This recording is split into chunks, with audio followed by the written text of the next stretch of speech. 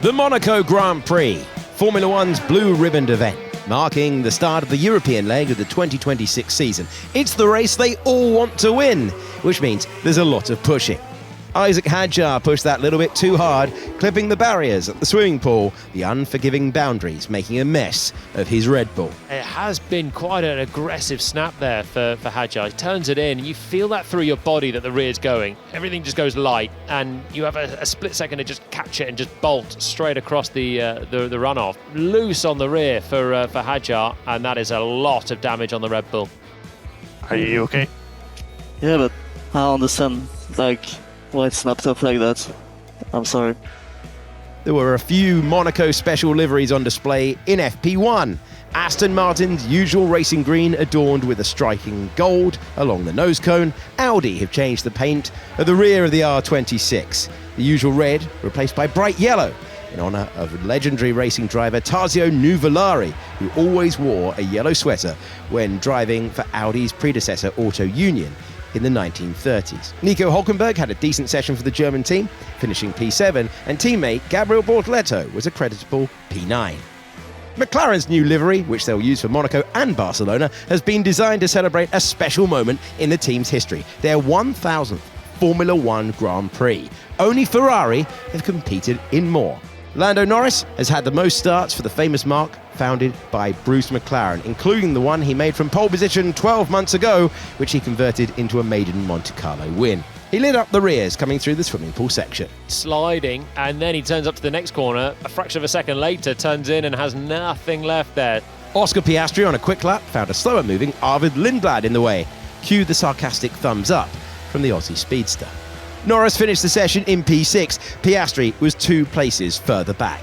Another driver hitting a record this weekend is Alex Albon, who, providing he makes Sunday's grid, will draw level with 1992 world champion Nigel Mansell for the number of starts made for the Williams team. The Grove drivers finished just outside the top 10, Albon P11, Sainz P12.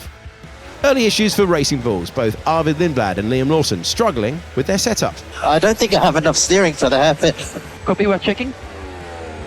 I cannot turn at the hairpin. And honestly, it feels more like a steering lock, like I don't have enough lock. Copy, Liam. Same feedback at the car, we're looking. And similar frustrations for Max Verstappen, who finished the session in P3. Guys, this fix this release. Doesn't work.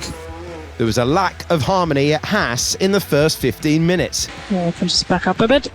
Yeah, he doesn't have to my laps twice as well, Not that fast. So, what an idiot, man. So, that was so stupid, the rest of us.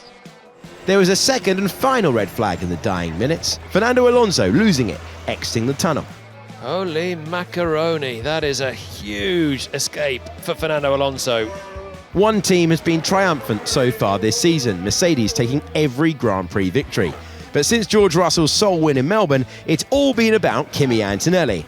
The current championship leader now with 4 wins on the bounce, but the Silver Arrows were only good enough for P4 and P5 this time out.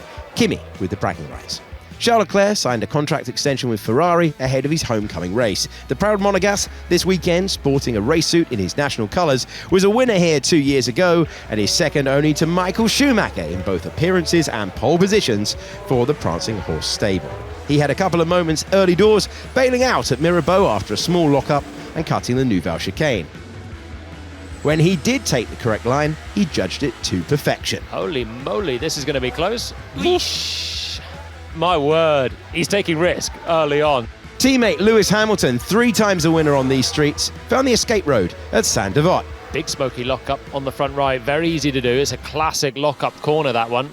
Launching into a flying lap. Have you got your front tyres where they need to be for peak grip? It's a little bit bumpy as well as you apply the brakes.